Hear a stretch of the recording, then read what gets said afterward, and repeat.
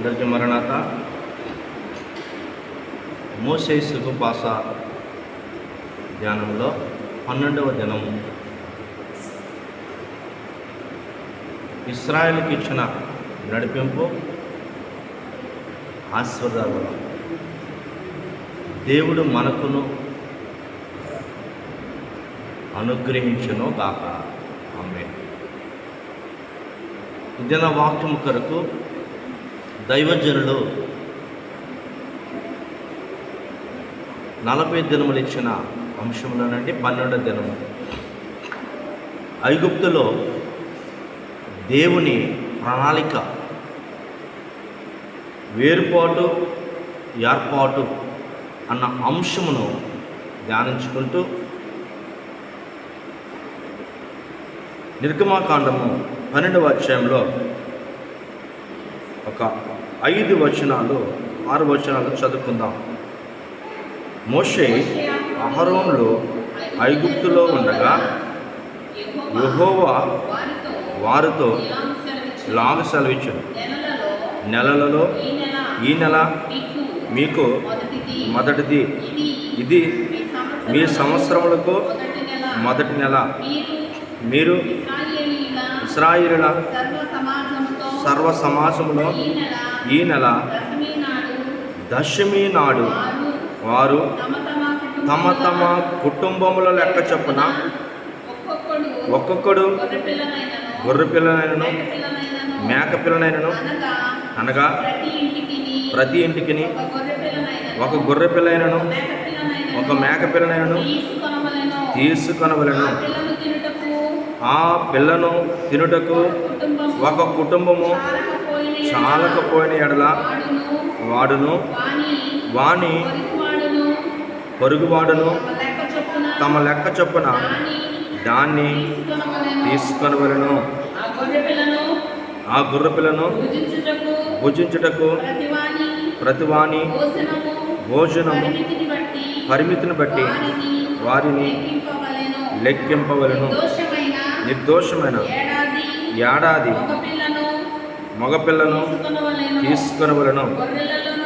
గొర్రెల నుండైనను మేకల నుండైనను దానిని తీసుకొనవచ్చును. ఈ నెల 14వ దినం వరకు మీరు దానిని ఉంచుకొనవలెను.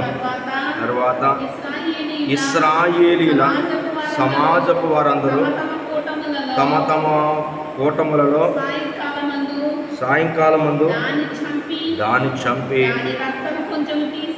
దాని రక్తము కొంచెం తీసి తాము దాన్ని తిను ఎండ్ల ద్వారబంధము 2 నిలువ కమ్ములను పై కమ్మిదను చల్లి. ప్రార్థన చేసుకుందాం.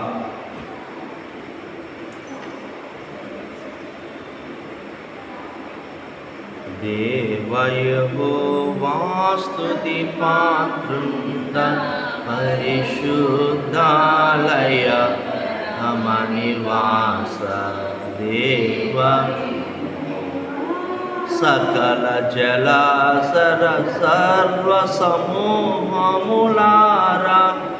ఓ ప్రజలారా భూపతులారా, ఓ ప్రజలారా భూపతులారా, మహనీయుండగు దేవుని స్తుతి చేయుము. మహనీయుండగు దేవుని స్తుతి చేయుము. దేవా యెహోవా. ప్రార్థన చేసుకుందాం. తండ్రి, నీ పిల్లలకు నీవు ఇచ్చిన అధికతను మేమును గ్రహించలేదు. లోకంలో వారు తృణీకరించబడినప్పటికీ, తక్కువగా ఎంచబడినప్పటికీ నిన్ను బట్టి వారు అధికులే. మేమును ఘనులమే, మహిమ సాధనములమే.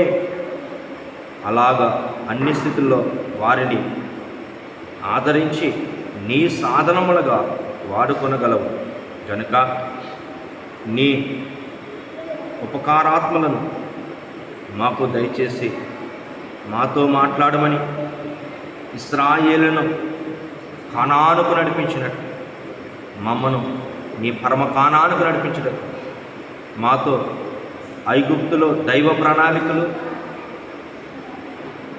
వేరుపాటు ఏర్పాటు అన్న అంశమును యేసయ్యకిచ్చిన వాక్శక్తిని బట్టి దాసయ్యకిచ్చిన వాక్శక్తిని బట్టి ఏడంతల ఆత్మతో వాక్యమును అందించము. త్వరగా పెండ్లి కుమారుడుగా రానైన యేసుక్రీస్తు ప్రభువాన్ని బట్టి యేసు నామమున ప్రార్థించుచున్నాం మా పరమ తండ్రి. ఆమేన్. కూర్చుందాం.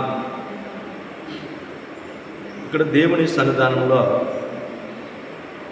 ఇశ్రాయేలు ప్రజలను ధ్యానం చేసుకుంటూ 12వ దినంలోనికి మనం ఉపవాస రథంలోకి వచ్చాం.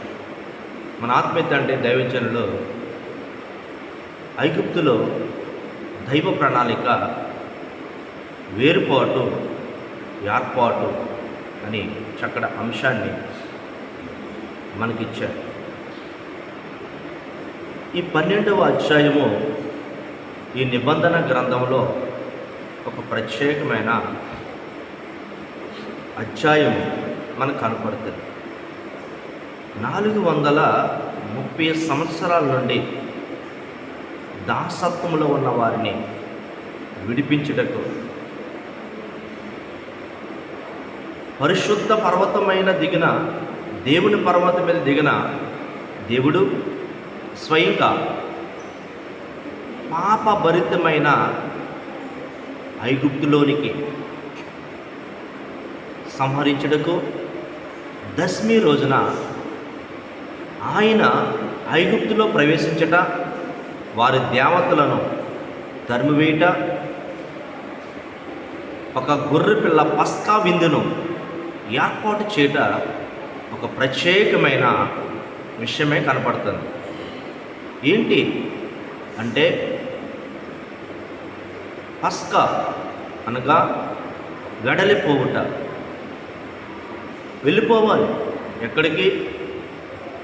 అబ్రహాము గారికి, ఇస్సాకు గారికి, యాకోబు గారికి దేవుడు చేసిన నిబంధన, వాగ్దాన భూమిని స్వతంత్రించుకొనుటకు పస్కానగా ప్రయాణించుట. ఎక్కడికి? వాగ్దాన దేశముకు. ఈ వాగ్దాన దేశానికి వెళ్ళడానికి ఇదే చివరి రాత్రి. 430 సంవత్సరములో వీరు బానిసలుగా ఉన్నారు. ఈ అధ్యాయంలో 40 వచనంలో ఈ మాట కనపడతా ఉంది. 430 సంవత్సరం దేవుడు ఇశ్రాయేలును యోసేపు గారు రాజుగా ఉన్నప్పుడు యాకోబు కుటుంబం 70 మంది వారు ప్రవేశిస్తారు. ఈ 70 మంది ప్రవేశించి మరి యోసేపుని బట్టి గొప్పగా అభివృద్ధి చెందుతారు. గోషేను ప్రాంతమంతా కూడా నింపివేయబడతారు. ఐగుప్తులు భయపడి అంతలాగా విస్తరిస్తారు. కనుక ఇశ్రాయేలును ఐగుప్తులైన వారు హెబ్రీలని పిలిచేవారు. ఏంటంటే హెబ్రీలు అంటే పశువుల కాపురులు. ఇప్పుడు దేవుడు ఇశ్రాయేలును అదే మాట అనుచున్నారు. కానీ ఐగుప్తు గొప్ప దేశము, ధనవంతులు గల దేశము, విద్యావంతులు గల దేశము, నాగరికత గల దేశము. వీటిని బట్టి హెచ్చించుకునేవారు, ఇతరులను తృణీకరించేవారు. అలాగే ఇశ్రాయేలును కూడా తృణీకరించేవారు.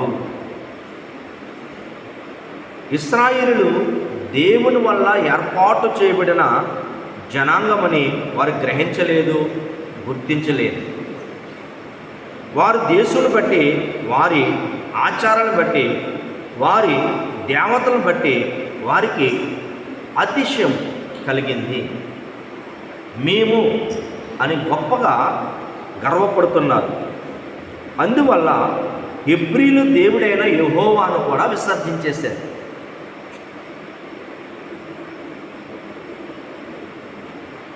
విసర్జించిన ప్రజలను బుద్ధి చెప్పుటకు, విశ్వసించిన ప్రజలను విడిపించుటకు దశమి రోజున దేవుడు ఐగుప్తు దేశానికి దిగి వస్తగానే వారు ఆరాధించే దేవతలు పారిపోతారు. ఇక్కడ పస్కా బలి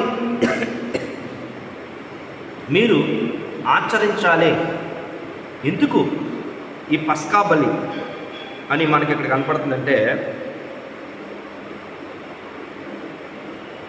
7వ వచనంలో, ఈ నెల 14వ దినము మీరు దాని నుంచుకొనవలెను. తరువాత ఇశ్రాయేలు సమాజపు వారందరూ తమ తమ కుటుంబంలో సాయంకాలమున దాన్ని చంపి దాని రక్తం కొంచెం తీసి తాము దాన్ని తిను ఇండ్ల ద్వార బంధము 2 నిలువ కమ్ముల మీదను పై కమ్ముల మీదను చల్లవలెను. ఆ రాత్రి వారి అగ్ని చేత కాల్చబడిన ఆ మాంసమును, పొంగాని రొట్టెలను తినవలెను. సేదు కూరలతో దాన్ని తినవలెను. దాని తల, దాని కాళ్ళు, దాని ఆంత్రములను అగ్నితో కాల్చి దాన్ని తినవలెను. దానిలో ఉడకందైనను నీళ్లతో వండబడినను తినకూడదు. ఉదయకాలం వరకు దానిలో ఏదియు మిగిలింపకూడదు. ఉదయకాలం వరకు దానిలో మిగిలిన దాన్ని అగ్నితో కాల్చివేయవలెను. మీరు దానిని తినవలసిన విధమేమనగా, మీరు నడుము కట్టుకొని మీ చెప్పులు తొడుక్కొని మీ కర్రలో చాట పట్టుకొని త్వరపడుచు దానిని తినవలెను.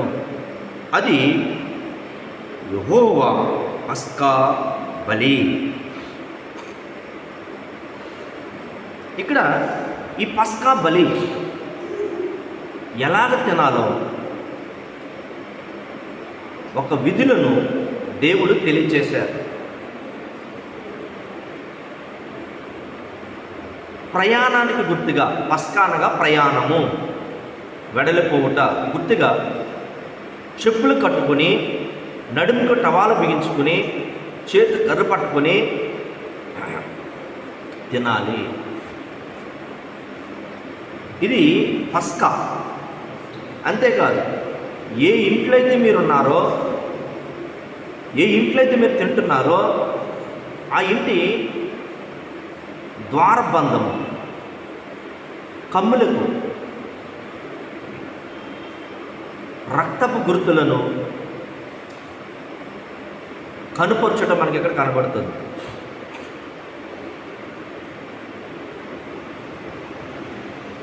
ఇక్కడ ద్వారబంధమును ప్రత్యేకంగా దేవుడు చూపిస్తూ ఉన్నాడు. ఎందుకనంటే యోహాను సువార్త 10వ అధ్యాయంలో ఒక చక్కటి మాట కనపడుతుంది. దానికి ముందుగా సంఖ్యాకాండం 19వ అధ్యాయం కూడా మనం ధ్యానం చేసుకుంటే, మానవ పాపములపై బలైన గొర్రెపిల్ల ఛాయ రూపమైన క్రీస్తునకు గుర్తుగా యజ్ఞ పశువు కనపడుతుంది. యజ్ఞ పశువు ఎవరికి సూచనగా కనపడుతున్నారంటే యేసుక్రీస్తు ప్రభువారికి సూచనగా కనపడుతుంది. యోహాను సువార్త 1వ అధ్యాయం 29వ వచనంలో, లోక పాపంలో మోసుకుని దేవుని గొర్రెపిల్ల. ఈ లోకంలో ఉన్న పాపభరితమైన జీవితాన్ని, శాపమును, సమస్తమును ఒక గొర్రె పిల్ల వధింపబడి మోసుకుని వెళ్ళిపోతున్నట్టు కనపడుతుంది. ఏ గొర్రె పిల్ల కనపడుతుందంటే దేవుని గొర్రె పిల్ల. ఈ దేవుని గొర్రె పిల్ల ఎవరనగా యేసుక్రీస్తు ప్రభువారు. ఈయన ఏమై ఉన్నాడంట? యోహాను సువార్త 10వ అధ్యాయం మొదటి 2 వచనాలు చూస్తే, ద్వారమున ప్రవేశించువాడు గొర్రెల కాపరి. 7-9 విషయాల్లో గొర్రెలు పోవు ద్వారము నేనే, నేను ద్వారమును, నా ద్వారా ఎవడైనను లోపల ప్రవేశించిన ఎడల వారు రక్షించబడును. కనుక ప్రత్యేకంగా దేనికి ఆయన ప్రోక్షించాడంటే రక్తము, గుమ్మము, ద్వారబంధము, అందులో నుంచి రావాలి. అంటే యజ్ఞ పశువు క్రీస్తు యేసుకు స్వాదృశ్యముగా కనపడుతుంది. క్రీస్తు యేసుకు స్వాదృశ్యముగా కనపడి ఈరోజు ప్రోక్షించబడిన రక్తము, రక్తం వల్ల అంటే రక్షించే శక్తి ఉంది. ఎందుకంటే యేసుక్రీస్తు ప్రభువారు ఒక గొర్రెపిల్లగా కనపడుతున్నారు, యజ్ఞ పశువుగా కనపడుతున్నారు. ఇక్కడ ఐగుప్తు దేశము హెబ్రీల దేవుడైన యెహోవాను విసర్జించట, ఈ లోకంలో కూడా వారందరూ 2 గుంపులుగా ఏర్పరచబడ్డారు. ఒక గుంపు విశ్వాసుల గుంపు, అవిశ్వాసుల గుంపు. ఈ పస్కా గొర్రెపిల్ల ఎందుకంటే అవిశ్వాసులను శిక్షించుటకు, విశ్వాసులను రక్షించుటకు ఒక సూచనగా ఉంది. ఈ లోకంలో ఘనత, ధనము, ఏలుబడి మొదలగునవి ఉన్నవి. దేవుడు విశ్వాసులను అవిశ్వాసులను విడదీసి వేరు చేయట. ఇక్కడ గోషేను అనగా హెబ్రీలు నివసించే దేశము. ఆ దేశంలోనట హెబ్రీలు జంతువులో ఒక జంతువు కూడా వ్యాధి రాలేదు. అంతేకాదు ఒక పశువు కూడా చనిపోలేదు. దేశమంతా వ్యాధి ఉంది, దేశమంతా మరణంతో పొంచుకుని ఉంది. దేవుడు వారిని తృణీకరిస్తే ఎందుకు ఊరుకున్నాడంటే దేవుని బలము చూపించడానికి. ఈరోజు మనుషులు దేవుడు పెట్టిన 2 కలువు, జ్ఞానము, హృదయము.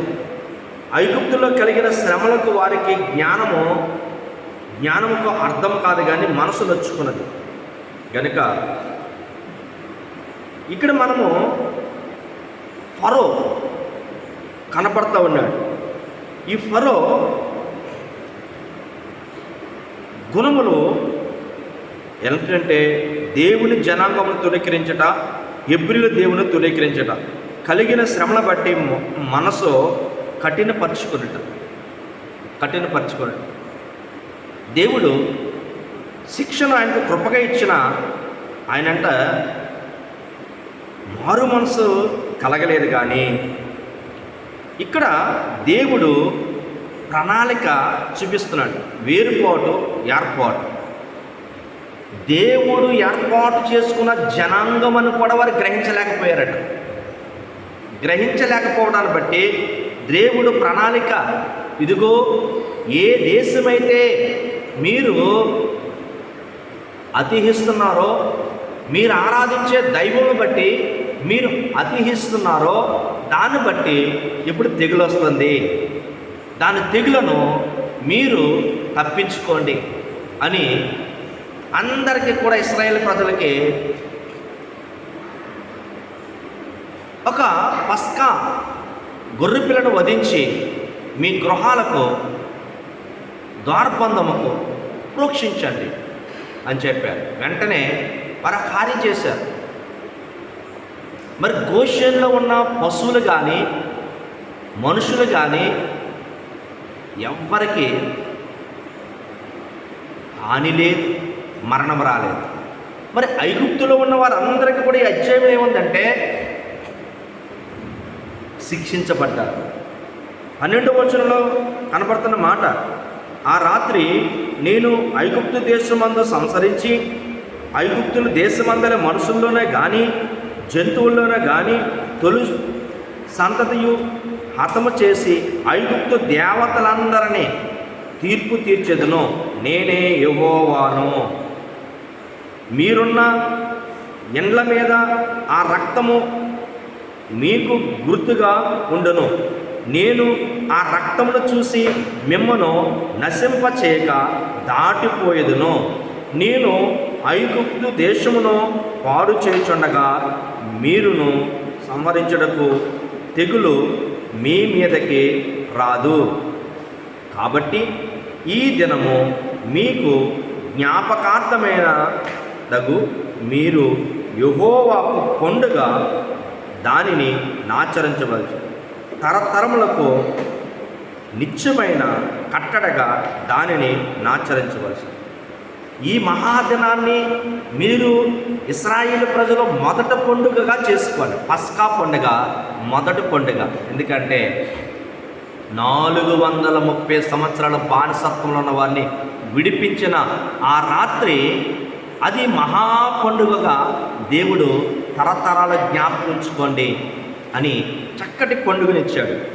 లేవీకాండ 23 అధ్యాయమంతా కూడా ఇశ్రాయేలులు 7 పండుగలను దేవుడు కలగజేసినట్లుగా మనకు కనపడతా ఉంది. కనుక ఆ రక్తము చూసి నేను దాటిపోతాను, సంహరణ దూత దాటిపోద్ది, మరణ దూత దాటిపోతుంది. ఆ గృహానికి కానీ ఆ గృహంలో ఉన్న వారికి కానీ తెగులు రాదు, వ్యాధి రాదు, మరణము రాదు. కనుక రక్తమును రక్షించే శక్తి ఉన్నది అని దేవుడంట గొర్రెపిల్ల యొక్క రక్తం గుమ్మముల మీద ప్రోక్షింపచేశారు. ఈరోజు యేసుక్రీస్తు మన కొరకు రక్తము కార్చి ఇంత గొప్ప ఆశీర్వాదం ఇచ్చాడు. దేవుడు మనందరికీ కూడా దైవజనుడు దేవదాసాయి గారిని బట్టి కూడా ఈ రథం ఇచ్చి ఈ 40 రోజులు ఎవరైతే ఉపవాసం చేస్తారో, ఎవరైతే రథంలోకి వచ్చారో, ఎవరైతే వస్తున్నారో వారిని తెలుసుకుని వారి గృహాలకు కూడా మీరు సిలువ గుర్తెయ్యండి. ఈ భూలోకము ఐగుప్తు లాంటిది. ఈ భూలోకంలో ఉన్నవారు ఫరో లాంటి కఠిన మనసు గలవారు. వీరి మధ్య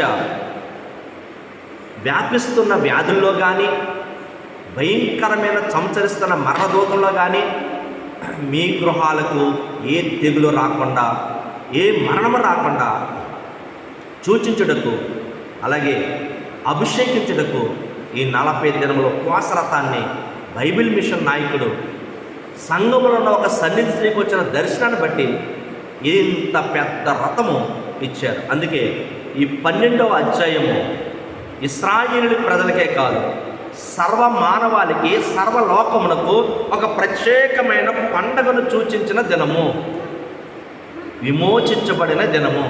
బైబిల్ గ్రంథంలోనే ఈ అధ్యాయము చాలా గొప్ప అధ్యాయంగా మనకు కనబడుతుంది.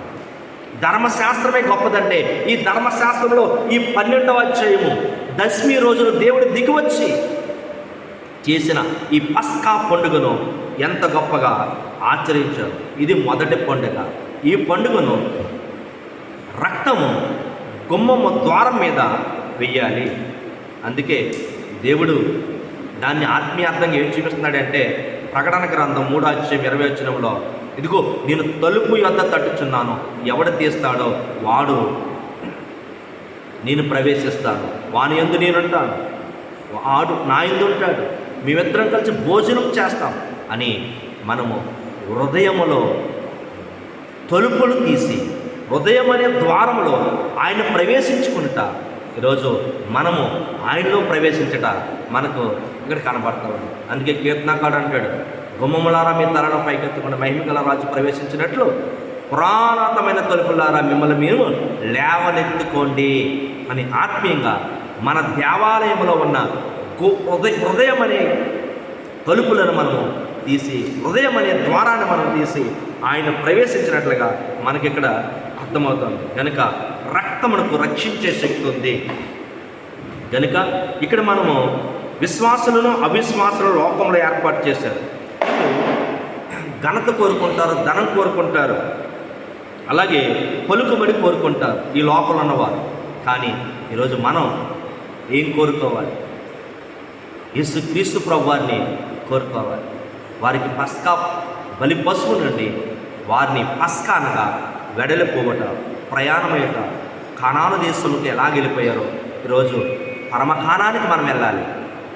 ఈరోజు యేసుక్రీస్తు ప్రభువారు మనకు రక్తము కార్చి ఈ లోకమంతటిని కూడా రక్షించాలి. లోకమంతటా యేసు రక్తము ఎరువుగా జల్లిండే, మరణపు ముళ్ళును విరిచిండే. ఎరువుగా జల్లిండే, మరణపు ముళ్ళును విరిచిండే. అమ్మల్లారవో అక్కల్లార ఈ వార్త వినరండే, ప్రభు యేసుని నమ్ముకోండి. ఈ వార్త వినరండే, ప్రభు యేసుని నమ్ముకోండి. ఆయన కార్చిన రక్తం లోకమంతటి మీదను ప్రవచిస్తూ ఉంది. అందుకే క్రీస్తు రక్తంలోని శక్తి మనం చూస్తే, he's blood as the world, he's blood as the shape the world, అంటే ప్రపంచాన్ని రక్షించగలిగే శక్తి గల రక్తము. అంతేకాదు, ఫ్రమ్ ఆల్ టైప్ సిన్స్, ప్రతి పాపాన్ని కూడా కడిగేస్తుంది. ప్రపంచాన్ని రక్షించగలిగే శక్తి గల రక్తము అన్ని పాపాలని కడిగేస్తుంది. అలాగే క్రీస్తు రక్తము ద్వారా మనము విమోచించబడుచున్నాం. హెబ్రీయులకు రాసిన పత్రిక 9:12 చూస్తే, మొదటి పేతురు 1వ అధ్యాయం 18:9, 19 మనం ఈ మాట చూద్దాం. ప్రతి పాపము నుండి విమోచించబడతాం. ఎందుకు విమోచించబడాలి? వారు కానానికి వెళ్ళినట్టు మనము పరమకానానికి వెళ్ళాలి. ఐగుప్తులు ఏం జరిగిందో వినాశనం, ఇప్పుడు అదే జరగబోతుంది. భూలోకం ఐగుప్తు లాంటిది. భూలోకంలో ఉన్న వారు ఫరో లాంటి కఠినాత్ములు ఉన్నారు. వీటి మధ్య విమోచించబడి, ప్రత్యేకించబడి, ఏర్పాటు చేయబడిన వారు అన్నారు. ఈరోజు విశ్వాసంగా ఉంటావా, నువ్వు విమోచించబడతావు. నువ్వు అవిశ్వాసంగా ఉంటావా, నువ్వు విడిచిపెట్టబడతావు. ఐగుప్తు దేశం ఎంత వినాశములకు గుర్తుగా అయిపోయిందో మనకి ఇక్కడ కనపడుతుంది. అలాగే రెండవది, మన పాపములకు ప్రాయశ్చిత్తము కలిగింది. హెబ్రీ 9:22, మత్తయి 26:28 మనం చూస్తే ప్రాయశ్చిత్తం, విమోచించట, ప్రాయశ్చిత్తపరచట. ఈరోజు క్రీస్తు రక్తము ద్వారా మనకి ఎంత గొప్ప ఆశ్రమం. అలాగే మూడవది, మనము పరిశుద్ధపరచబడుచున్నాం. ఈరోజు యేసుక్రీస్తు ప్రభువారిని బట్టి మనమందరం పరిశుద్ధపరచబడ్డాం. సీనాయి పర్వతం మీద మోషేకు కనబడిన, పొదలో కనబడిన దేవుడు ఈరోజు ఐగుప్తు దగ్గరికి వచ్చాడంటే 430 సంవత్సరాల తర్వాత పస్కా గుర్రపిల్ల వధింపబడేది. ఆ ప్రాంతం పరిశుద్ధపరచబడేది. అప్పటి వరకు పాప భరితములో ములుగు తేలుతున్న ఐగుప్తు ఎప్పుడైతే ప్రతి కుటుంబం పస్కాను ఆచరించారో వెంటనే పరిశుద్ధపరచబడ్డారు. వెంటనే ఆ మహాదేవుడు ఐగుప్తుని దర్శించాడు. వారి గుమ్మాలను, వాళ్ళ తలుపులను పరీక్షించాడు. లక్షలాది మంది ప్రజలు, అందులో లక్షల గుమ్మాలు ఆయన రాత్రి పరివేశించి చూసి ఏ గుమ్మముకు రక్తము గుర్తుందో ఆ కుటుంబాన్ని రక్షించాడు. దేనికి రక్తము గుర్తు లేదో దానికి రక్షణ లేదు. తెల్లవారినప్పటికీ సంహరణ దూత వారిని ఆవరించి పశువుల్లో ప్రథమ సంతానాన్ని, మనుషుల్లో ప్రథమ సంతానాన్ని చంపివేసింది. ఈరోజు భూలోకం అంత భయంకరమైన పాపభరితమైన దేశంగా ఉంది. ఈరోజు మనమందరం కూడా రక్షించబడడానికి ఆయన మన కొరకు ఏమయ్యాడంట? నా రుణము తీర్చిన నా దేవా, నా ప్రభువా, నీ రుణము తీర్చగలనా? నీవు నా ఋషివై బోధించి నా బదులు చనిపో, నా వాణి మరువగలనా? నీవు నా ఋషివై బోధించి నా బదులు చనిపోయి, నా వాణి. ఈరోజు విమోచించబడుతున్న మనము, మనము, పరిశుద్ధపరచబడిన మనము ఏటట ఆయన మర్చిపో మన కొరకే రక్తము కార్చి, మన కొరకే చనిపోయి, మన కొరకే ఆహారం అయిపోయారు. వారు అరణ్య మార్గంలో ప్రయాణించారు, సముద్ర మార్గంలో ప్రయాణించారు, యోర్దాను నది దాటారు. ఈరోజు నీవు గగనము చీల్చుకుంటూ వెళ్ళాలి పరమకానాన్ని. ఆయన చనిపోయినది ఈరోజు నిర్జీవ స్థితిలో మనల్ని జీవస్థితిలో నడిపించడానికి. ఆయన వధింపబడింది మనము పాపముకు బలి కాకుండా నిత్య జీవంలోకి వెళ్ళడానికి.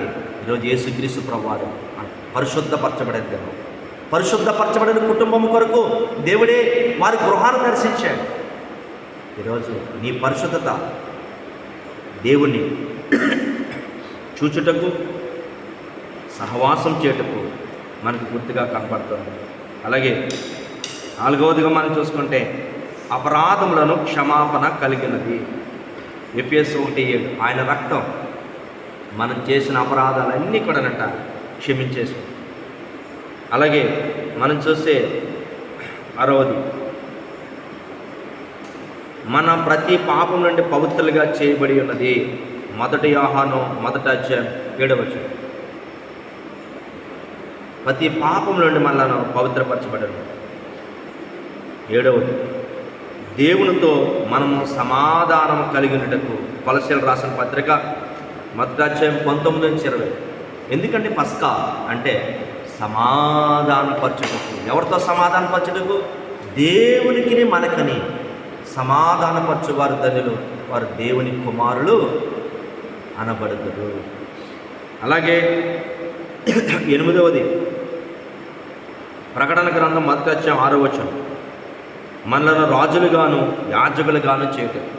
మరి ఇశ్రాయేలు ప్రజలను పస్కా గొర్రెపిల్ల వధించబడి, ఎందుకంటే ఇక ఉండబోయేది కానానులో మీరు రాజులుగా ఉండాలి, రాజ్యాన్ని వేలాలి, యాజకులుగా ఉండాలి.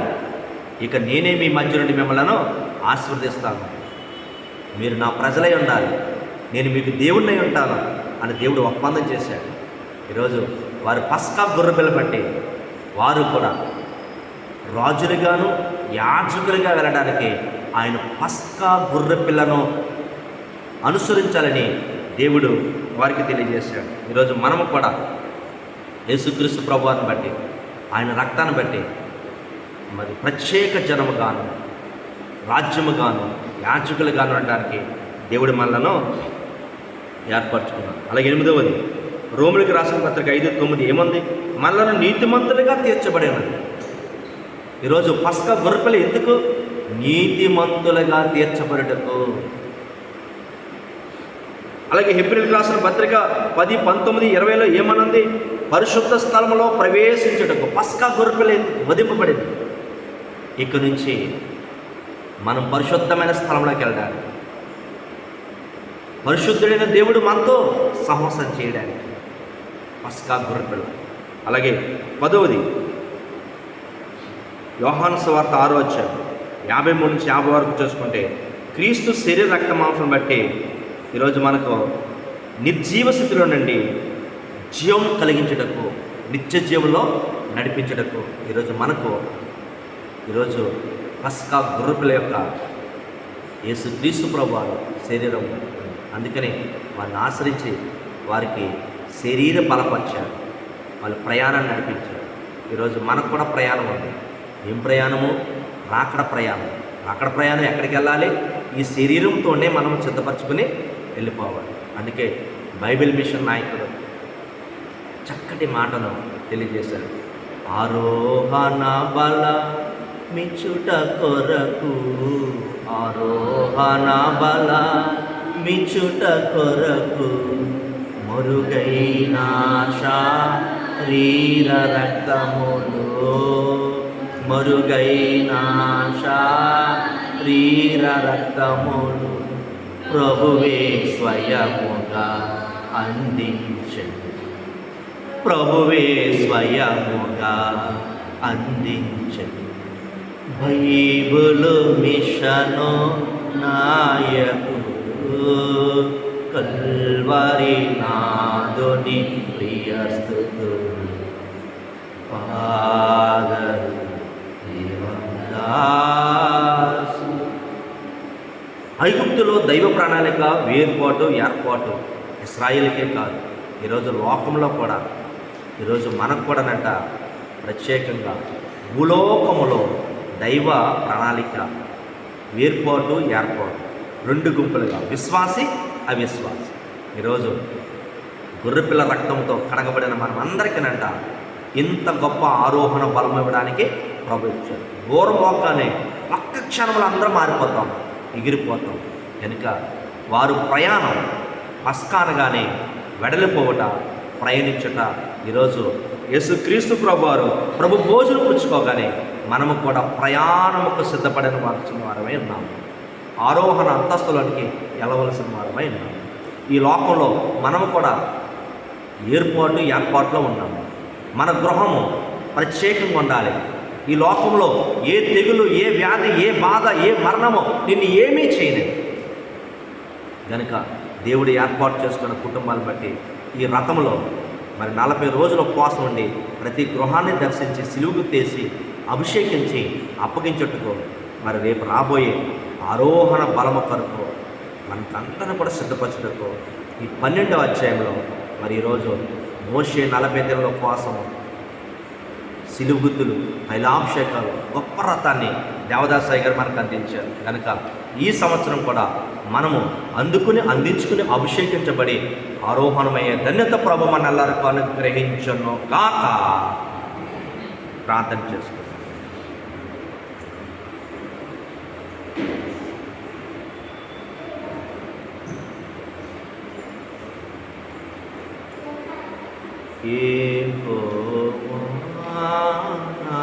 బలమా యథార్థమైనది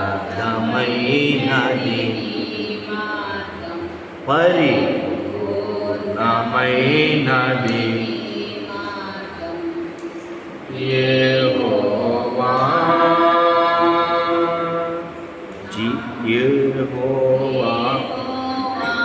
జీవము గల దేవా, బహుగా స్తుతులకు అర్హుడు నీవు.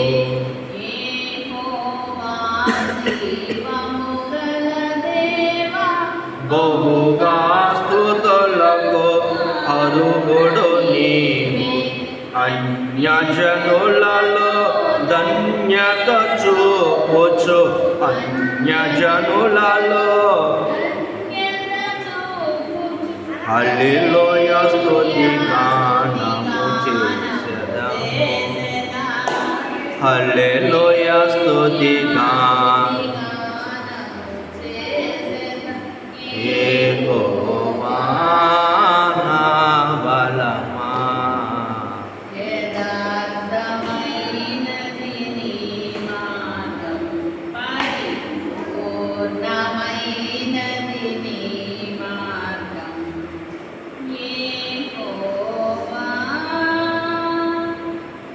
ఐగుప్తులో దైవ ప్రణాళిక వేర్పాటు ఏర్పాటు,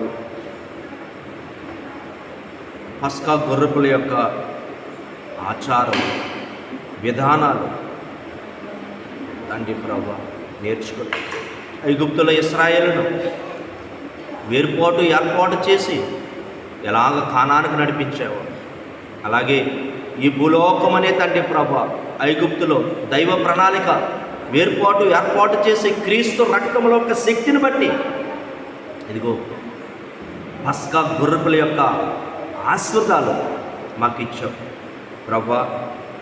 అందరూ విమోచన కలిగి, ప్రాయశ్చిత్తం కలిగి, పరిశుద్ధపరచబడి, అపరాధములు క్షమించగలిగి, ప్రతి పాపములను పవిత్రగా చేర్చబడి, దేవునితో సమాధాన పడుటకు, రాజులుగా యాజకులుగా చేయబడుటకు, నీతిమంతులుగా తీర్చబడుటకు, పరిశుద్ధ స్థలంలో ప్రవేశించడకు దేవా ఇదిగో క్రీస్తు శరీర రక్త మాంసం బట్టి నిర్జీవ స్థితి నుండి నిత్య జీవంలోనికి వచ్చేటకు ప్రభా ఈ పస్కా గొర్రెపిల్ల వారికి ఎలాగ తండ్రి ప్రభా నడిపించావు. మాకు ఇదిగో లోక పాపలు మోసుకున్న దేవుని కొరపిలమైన యేసు క్రీస్తు ప్రభువాన్ని బట్టి ప్రభా అట్టి దైవ ప్రణాళిక ఏర్పాటులోని తండ్రి ప్రభా పరమకాణానికి నడిపించమని విన్న వాక్యాన్ని హృదయాల్లో ప్రతిష్టపరిచి తండ్రి ప్రభా దీవించమని త్వరగా పెండ్లి కుమారుడు యేసు క్రీస్తు ప్రభువాన్ని బట్టి యేసు నామమున ప్రార్థించుచున్నాను నా పరమ తండ్రి.